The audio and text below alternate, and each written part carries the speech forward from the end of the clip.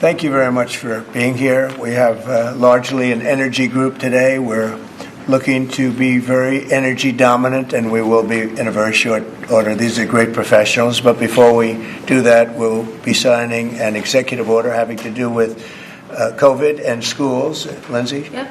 So this first executive order, it prohibits federal funding for COVID-19 mandates, vaccine mandates in schools. Okay, and that will meaning they want to clear that up, Yep. the discrepancy. So any schools that require students to be vaccinated with COVID-19 shot, then there's no more federal funding. So. Okay.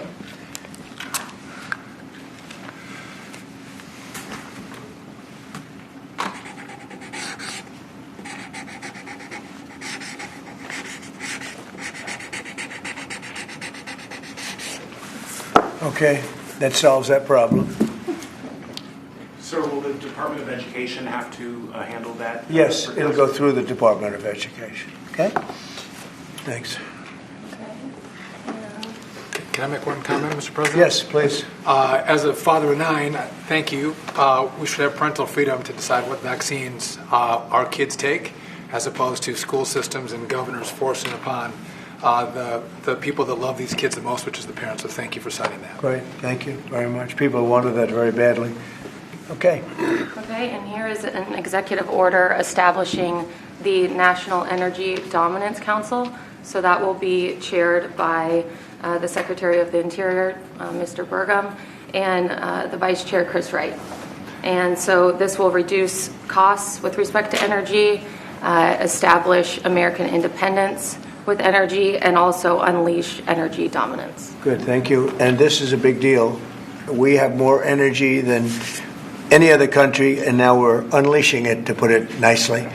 And I'd like to ask Doug, you're going to be heading it up. You and Chris, would you say a few words about it, please? Yeah, absolutely, sir. Good afternoon.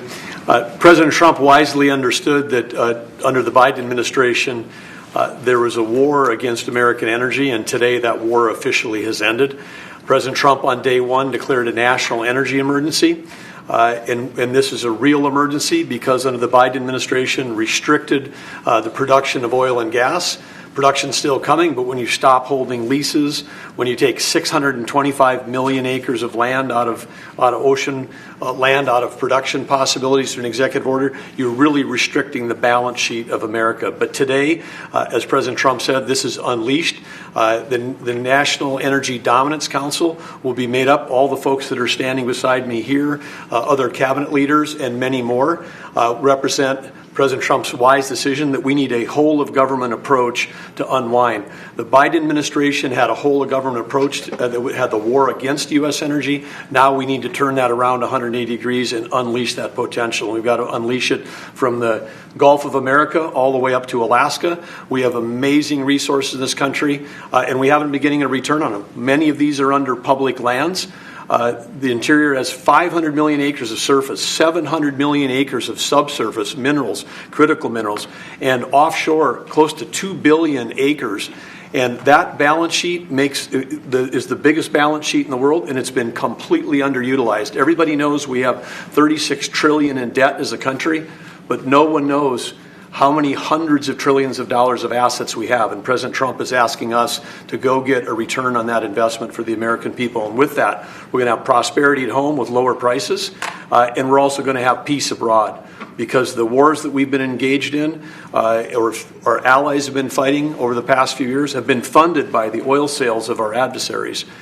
So we have an opportunity, and we also are in an AI arms race with China. The only way we win that is with more electricity. And we also have an energy emergency in terms of electricity.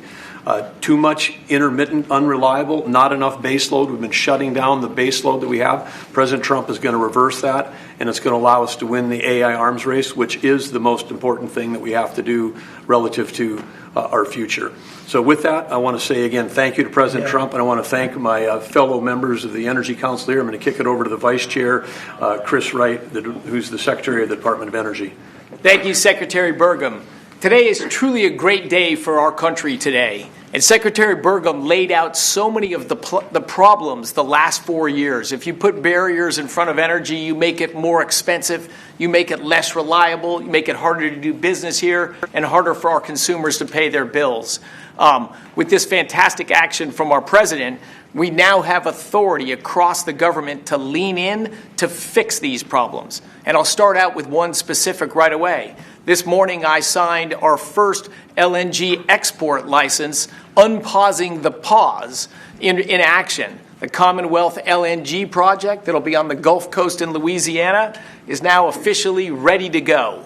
This will be a large construction project for American workers. It'll draw demand for more American energy production that'll be shipped overseas to our allies. Many more of those to come. We're also working aggressively to roll back standards that have made appliances more expensive for Americans, and dishwashers that take 2 hours long and don't get your dishes clean. Nobody likes that. That's about standing in the way. And with this President Trump and our new National Energy Dominance Council, there's so many things we can do to make American lives better, bring down costs, and grow opportunities. And with that, I'm going to kick it over to a fellow member of the Council, our Administrator of the EPA, Lee Zeldin. Thank you, Secretary, and honored to be serving on the Energy Dominance Council. At EPA, we're doing our part to power the great American comeback. And President Trump has made it clear that he wants EPA to be doing our job to ensure that we are unleashing energy dominance however we can help, that we are assisting in making America the AI capital of the world, that we are pursuing permitting reform, that we are helping to bring back American auto jobs.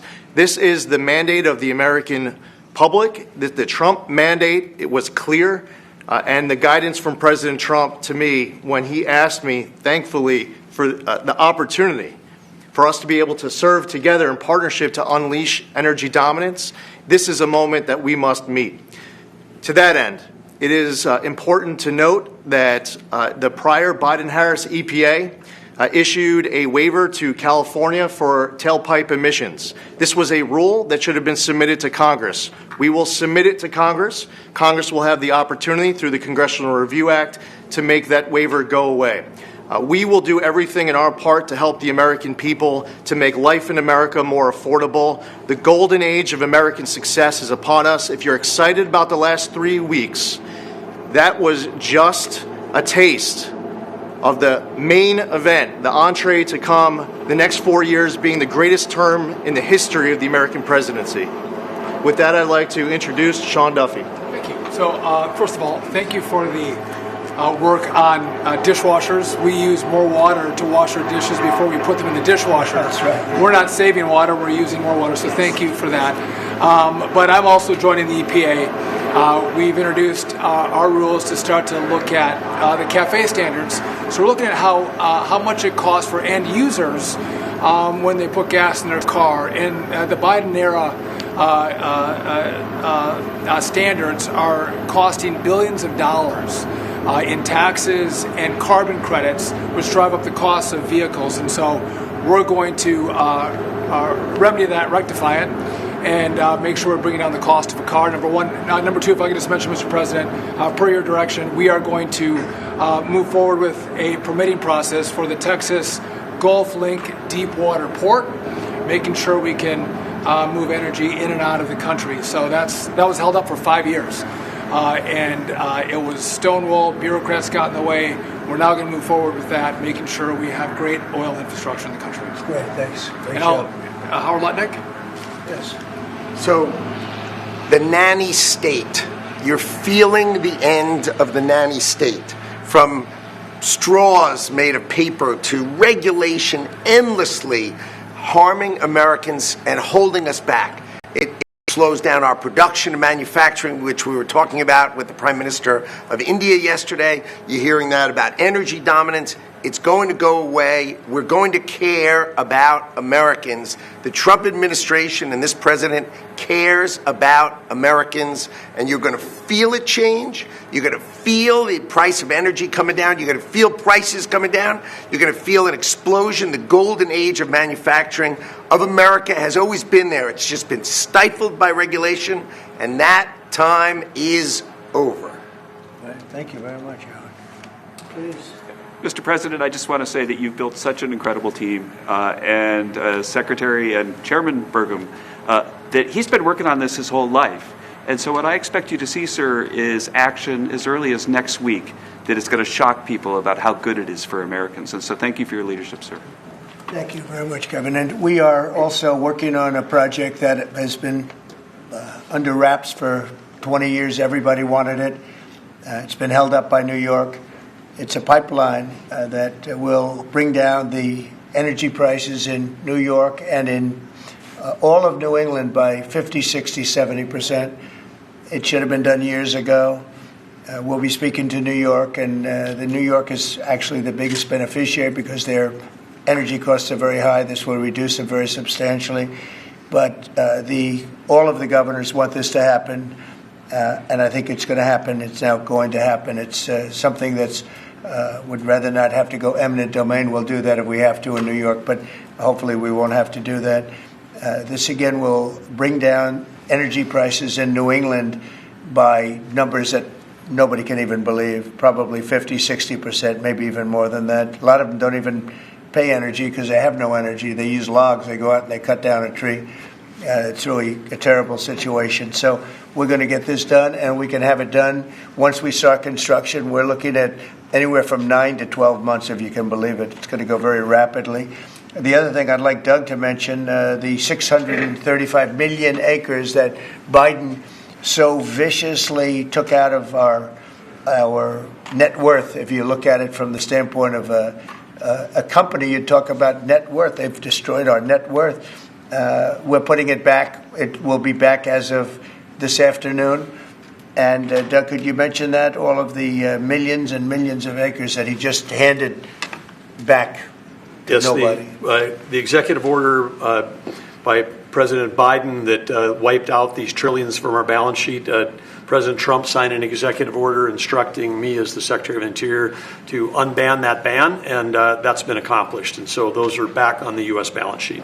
Okay. Sorry, which one is that? The 625 million acres of offshore that was banned from further lease sales. Further anything. And 625 million acres is Right. 1/3 the size of the lower 48 that was taken off our balance sheet. It's back on there now. President Trump cares about the American people. He knows that these public lands belong to the public. They don't belong to Washington bureaucrats from the prior administration. And we're going to make sure that we get a return on investment for the American people. The amount of money that he took off our balance sheet, if you look at it as a balance sheet, it was incalculable. Nobody's ever seen anything like it. And he did that, I guess, in the last few days of the administration. He just wiped it out. 635 million acres, which if you sit down and look, it's like that's a major part of the ocean. And he just gave it away and took it away. And fortunately, it wasn't done with an act of Congress or anything. And we did it in a, I think, very abbreviated, very quick, and very legal procedure. And it's now back on our balance sheet. It's back as part of our country. What they did was so horrible. It was just a terrible thing to do, an unbelievable thing to do. Also, they mentioned dishwashers and sinks and showers and the whole thing. We're going to get rid of those restrictions. You have many places where they have water. They have so much water they don't know what to do with it. But people buy a house, they turn on the sink and water barely comes out. They take a shower, water barely comes out. And it's an unnecessary restriction. And basically, I think we're going to be going back to the Trump rule. We had it, and everybody was happy. And then these people came in and they restricted it again. So we're going back, and we'll get it approved by Congress. In addition, we'll get it approved by Congress. So for 4 years, it's good, but we're going to get it permanently taken care of. And again, very environmentally friendly. But we want to be able to, when somebody turns on a sink to wash their hands or presses the button for a dishwasher, and there's barely enough water there's no water. And you know what they do? They press the button 10 times. They run it 10 times. So it ends up costing a lot more. So I know you're working on that. And where are we on that? We're working closely with the Department of Energy with regards to rules that were enacted during the Biden administration. Inside of the EPA, we are overhauling the water sense standards that are there to update them for the American people, to bring down cost of living and combat inflation, and just pursue common sense. Good. Well, we have more oil and gas than anybody else in the world. We're opening up Anwar again. As you know, we got something Ronald Reagan couldn't do it. No president was able to do it. I got it. And the first week in office, the Biden administration terminated that. Anwar is the biggest site, probably bigger than Saudi Arabia. We don't know yet, but it's of that size or bigger. And we hit gold, and I call it liquid gold, but we hit gold, and for whatever reason, they terminated it, and we were just ready to start utilizing it. This could take care of all of Asia, energy-wise, very close to Japan. In fact, Japan wants to go and be our partner in doing the pipeline going right into the ships. So they expressed tremendous interest. So did Prime Minister Modi of India. And just in closing, both Prime Minister Modi and the Prime Minister of Japan, both very good people, they said we couldn't make a deal. We couldn't get any energy. I mean, you wonder what was going on with our country. They couldn't make a deal to get any energy from the Biden administration. They just couldn't do it. There was nobody to deal with. They didn't know how to go about it. And they're very happy that we're here. But we're going to really benefit our taxpayers, and we're going to benefit our country. So I want to thank everybody for coming. This is a very big bill. This is really going to be energy dominant. We're going to be energy dominant like nobody else. And this doesn't even discuss all of the electricity that we're going to be producing for all of the AI plants. You know, they need double the electricity at least that we have right now. So you take all of our electricity that we have all over the country just for AI to do it right and to win that war, which we're leading by a lot because of what we've done over the last few weeks. We're leading by actually a lot. But if you take all of it, we have to double our electricity needs just for the AI, and that doesn't include the other technologies. So it's a real honor to sign this bill. We're going to also work on CAFE standards. Lee, you're going to be doing that and make that whole situation, bring that back into reality, and I think very quickly, having to do with cars. Thank you very much. Did Modi cut any tariffs yesterday as part of your meeting? Sir? No, but in 2 weeks we will have another one. Yesterday was very big. Reciprocal tariffs was very big, and I explained to the Prime Minister of India, Prime Minister Modi, very good man, his tariffs are very, very high. India's tariffs are among the highest. And I said, well, now, you know, we were very low. We were the lowest. They're just about the highest. There are others as high, but not much higher. And I said, no, from now on, what we do is what you charge us, we charge you. It's very simple. So whatever you're charging us, you can go as high as you want. Whatever you charge us, we charge you. Did he make any pledges? And I wouldn't say they were thrilled to hear that, but that's the way it is. Tariff, I told you, is a beautiful word. Fourth most beautiful. Did he make any pledges about BRICS nations not undermining the dollar? You had threatened 100% tariffs. BRICS, the BRICS nations, I think that's breaking up very rapidly. We said that if they're going to go and do anything to undermine the dollar, that includes China. I don't even know that they're a member of BRICS, but they had a few nations get together to try and play cute. And I said, we're going to put 100% tariff on every one of those nations. And at the mere thought of saying that, I think that's all broken up. That idea has no longer sailed. Now, that would be a terrible thing for our country. It would be bad for the world. They wanted to undermine the dollar. 6 nations got together. They want to undermine the dollar. That didn't work out too well. Not going to happen. And we're getting along with a lot of nations now, frankly. There's a lot of respect for the United States. We have regained the respect that we should have, but we've also done things to deserve it. I mean, we freed up our country, and you're going to see this is basically energy dominance, and it's going to be environmentally clean, environmentally wonderful, and taxes will be very reasonable based on this. We're going to make more money than anybody's ever made with energy. We have more energy than anybody else, and it's clean energy, very clean, beautiful energy. We're lucky. We have it. I call it liquid gold under our feet, and we're going to utilize it. So this is a very big bill, and I have a very talented group of people behind me. This gentleman was the #1 man in all of the oil industry. They said there's nobody like him, Chris Wright. And you know Doug. Doug actually made a tremendous fortune in technology, and he said, I'm going to run for the governorship of, he loves his state, of North Dakota.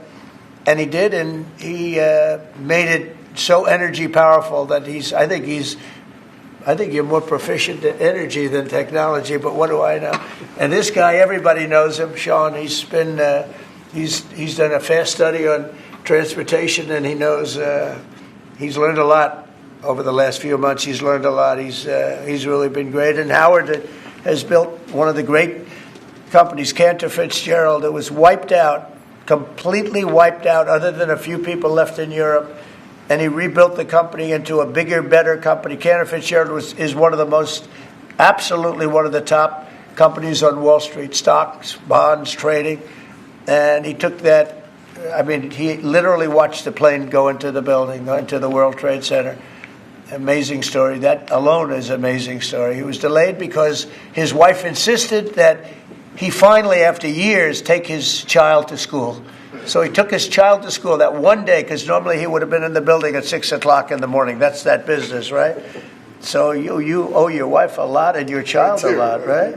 But his wife insisted that he take his child to school. For 5 years he didn't do it. He was horrible. What kind of a father was he? Okay, I'll do it. And he was therefore driving down at 8:43, whatever the time was, down the West Side Highway, and he saw the plane go into the side of the building. He said, wow. And he occupied the top 3 floors of the World Trade Center, of the one building of the World Trade Center. And you know what happened there? He lost 100% of the people in that. His whole company was there. And he rebuilt his company step by step over years and became bigger and stronger. And he gave a tremendous amount of the profit to the families of the people that died, which he didn't have to do. And now he's working with us. He did an incredible job. I mean, anybody in that world, they know Howard Lutnick very well, and I'm honored to have him running commerce. He's going to be incredible. He loves the country. And Lee was a great lawyer, a great congressman, very successful person, both as a lawyer and as a congressman, and knows a lot about the environment, cares about the environment. And we were lucky that I was very happy that you joined. And he was with me right from the beginning, always was with me, and I've always been with him. And Kevin Hassett, we know everybody knows Kevin, and he's fantastic. And you and Lindsay, you and your team are incredible. The job you've done, we really appreciate. Thank Will. And the job you guys are doing is really fantastic. We're knocking this out. Brian, do you have a question? I actually do. What kind of piqued my interest is growing up on the Texas Gulf Coast, natural gas, the LNG that you mentioned. Yeah. What's the potential for like new jobs or growth in that area? I mean, that part of the country, Southwest Louisiana, Southeast Texas, they depend on that. I would say that potential is simply tremendous. 20 years ago, the United States was the biggest importer of natural gas in the world. And we had natural gas prices 2 or 3 times higher than they are today. But with shale revolution and great entrepreneurs in Texas and Louisiana and across our great country, we are now today the largest net exporter of natural gas in the world. And so much of the world is depending upon natural gas is the fastest growing energy source, has been for 50 years. We were the driver of that, and then we paused. We stopped our ability to grow natural gas exports. Both the Japanese government and Indian government expressed great distress about that. They're going to count on energy imports from the U.S., and we may just change our mind. So I think they're thrilled to see the actions of this president say America's open for business. Yes, we have the energy, we have the people, we have huge job opportunities and investment opportunities, not just in the oil and gas industry, but all those surrounding communities that are lifted up by that more production here. And as we produce more production at scale, not only does it allow us to export, but it becomes more efficient, and it helps us drive down the cost for our domestic consumers as all. Yeah, I know they're really happy to just let you talk. Thank you. Thank you, Brian. And I will say this, that this all started 8 years ago when I got elected. We were doing this, not to the extent that we're doing it now, but we were doing this, and we became number 1 in oil and gas by far. And we were number 3, even number 4, some would say. When I left, we were number 1 by a lot. And then they pulled way back, and the prices started going through the roof. And then they went back to my plan, but by that time the prices had already gone up. So they really disrupted it. But now we're going to take it to a new level. It's going to be amazing. And we're also, it's very powerful, clean coal. We have more coal than anybody. This is good, beautiful, clean coal. And if you notice, China's opening up a coal plant a month. Germany is now opening up a coal plant every 2 months. Very powerful. It's probably the most powerful source of energy in terms of generation of electricity and other things. And we're going to utilize our good, clean, beautiful coal and oil and gas. We have more than anybody of everything, and we're going to take advantage of it. And I appreciate everybody being here. Mr. President, Yeah. can I ask you, sir, about what's happening in Munich? Senator Roger Wicker shepherded Defense Secretary Hegseth through his confirmation. He got him through that process, and then he had some tough words for him overseas. He said it was a rookie mistake for Secretary Hegseth to outline what would or would not happen as far as Ukraine's membership in NATO goes. And then I haven't heard that. I mean, Roger's a very good friend of mine, and Peter's obviously, he's been doing a great job. Did you know I haven't heard. Let me look at. You tell me something. I have not heard the about. question I had is, were you aware of what Secretary Hegseth was going to say in his speech at NATO?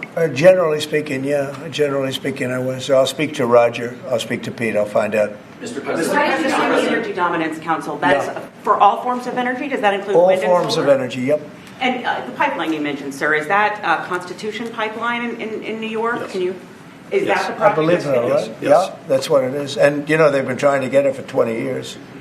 And what it means is for New York, upstate New York, and even everywhere in New York, also other states, but in particular New England, that New England will now, I think, will cut the energy prices, and big cuts in New York too, but cut the energy prices literally in half. We have the permits. We have permits that just about everything we need a New York permit, and I would imagine they want to do it because their energy prices will come down so far. And it's a lot of jobs for New York. It's a great thing for New York. Everybody wants it. We'll be meeting with the various governors, Governor of New York, and the other governors too. And we can have it built in about 9 months, and let's say 1 year, but we can actually have it built in pretty close to 9 months. It's all set. We have most of the permits, almost all of the permits. And on just, you're prioritizing energy dominance today. You've also prioritized trade balance.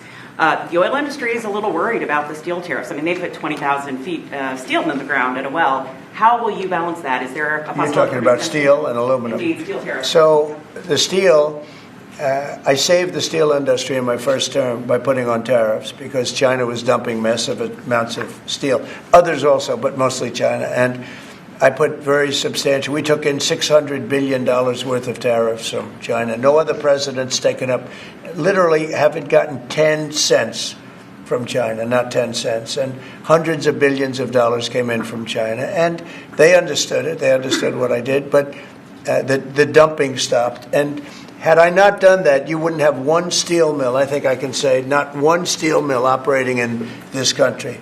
And we need steel. We need steel. I mean, there are some things you have to have, and steel is one of them for military, etc. So I think steel is going to be very strong. It's going to be very strong. I think it'll go back to being really powerful. We saved it. We were talking about U.S. Steel last week. U.S. Steel would have been closed, totally closed. We saved it.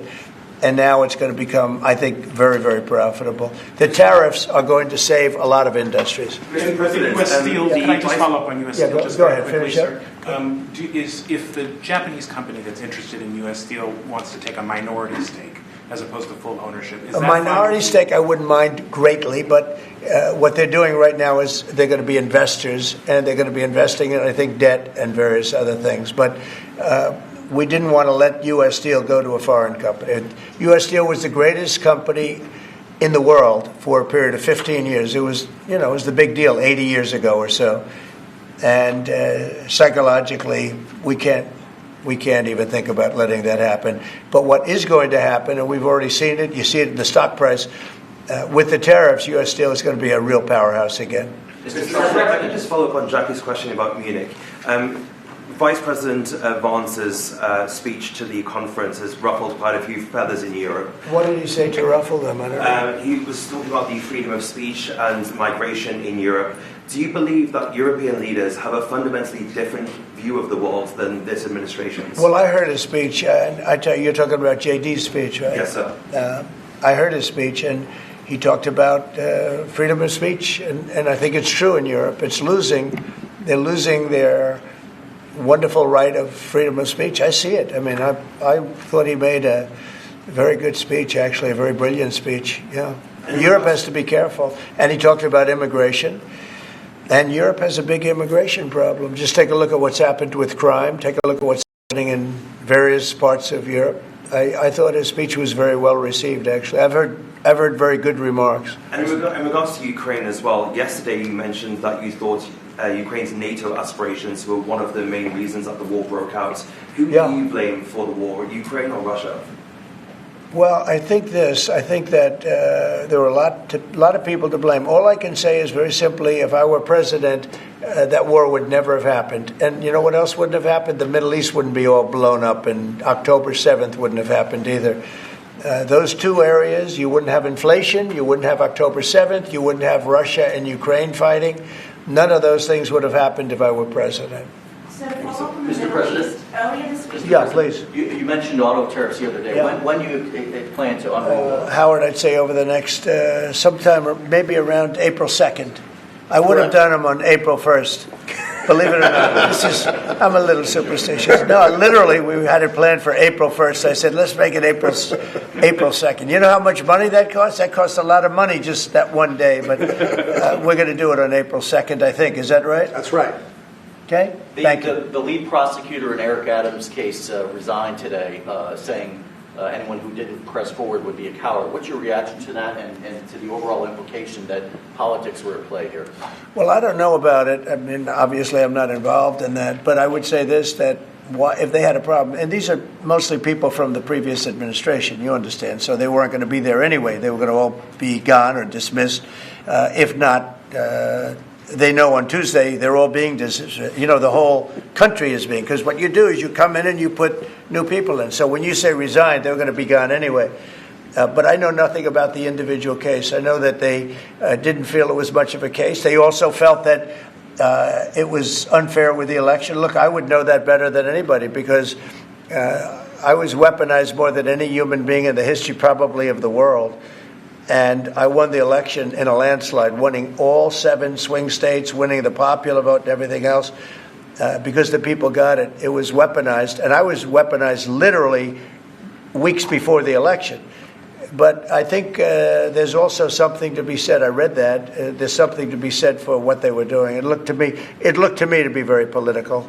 But why didn't they bring this up like 4 or 5 weeks ago, 6 weeks ago, or whenever it happened? You know, they just sat around and didn't complain. Then all of a sudden they complain, and they know they're all being dismissed anyway. So, you know, that's the way it is. That's called politics, I guess. Mr. President? Yeah, please. Earlier this week, you predicted that all hell would break loose if Hamas didn't hand over all of their hostages. What do you expect to happen tomorrow in terms of I don't know what's going to happen tomorrow at 12 o'clock. It was up to me. I'd take a very hard stance. I can't tell you what Israel's going to do. But I watched the last people come out, and I looked at a before and an after picture. One guy was a big, strong, healthy guy. Could say he was a little bit overweight. He's not overweight anymore. He looks like he just came out of the Holocaust. It looks like a Holocaust picture. I've looked at him for a long time, and they've been treated very badly. The young lady came out last week. Her hand was blown off. I mean, literally, her hand was trying to stop a bullet that was headed for her face. She put up her hand. She goes like this and wiped out her fingers and a lot of her hand. Now, I would take a different stance, but it depends. Look, it depends what Bibi's going to do. It depends what Israel's going to do. But and now I understand they've totally changed. Hamas has totally changed. They want to release hostages now again. But you have to see, this started by them saying, we're not going to release the hostages as we said we were. I said, good. You have till 12 o'clock on Saturday, which is tomorrow at 12 o'clock, to do it. And we didn't hear anything. Then all of a sudden, 2 days ago, they said, no, we've decided we're going to release the hostages. So, but I actually think they should release all of the hostages. Remember, they're probably as bad as they looked. I mean, I don't like to say that, but they looked real bad 4 days ago, 5 days ago when I saw them. And the young ladies that came out were treated really badly. You don't know what happened, but I do. They were treated really badly. But as bad as they look, the ones that follow probably will look a lot worse. I think they're sending out their most healthy. And they've been hit hard on that, Hamas. So they probably didn't want to release. But they changed their mind. I said 12 o'clock tomorrow, and all of a sudden, 2 days ago, yesterday, they said they're going back to releasing. But this all started by them saying, we are not going to release any more hostages. And then yesterday they said they are going to release the hostages. But I think they should release all of the hostages. About 75,000 workers took this deferred resignation. It's a little bit short of the 5 to 10% goal you were hoping to hit. Do you think you'll have to make up the rest of that number in layoffs? No, look, that's 75,000 more than we would have had. And nobody knows what that final number is because in the end, I think a lot of people aren't going to show up to work. A lot of people, they got used to staying home and quote, working. But, I wonder if they had other jobs or other things. They have a lot of problems with that. No, 75,000 is a lot of people. And we paid them well. We gave them a lot of months of severance pay, if you call it that. But no, I think you'll probably have some more, too, in addition. It's a big, tremendous saving for our government. We want to downsize government, but make it better. Run it better, but downsize. Yeah, please. So, can I ask about the UK? I understand that you had a phone call with Keir Starmer yesterday. I did. I just signed a letter to him. He asked for a meeting, and I agreed to the meeting. We're going to have a friendly meeting. Very good. We have a lot of good things going on. But he asked to come and see me, and I just accepted his asking. Do you have a date for that, sir? And what do you hope to Very soon. I think he wants to come next week or the week after. And what do you hope to discuss? I don't know. It was his request, not mine. But, I've met him twice already. We get along very well. He's a very nice guy. Thank you very much, everybody. Thank you. Thank you very much. Appreciate it. Thank you, Brian.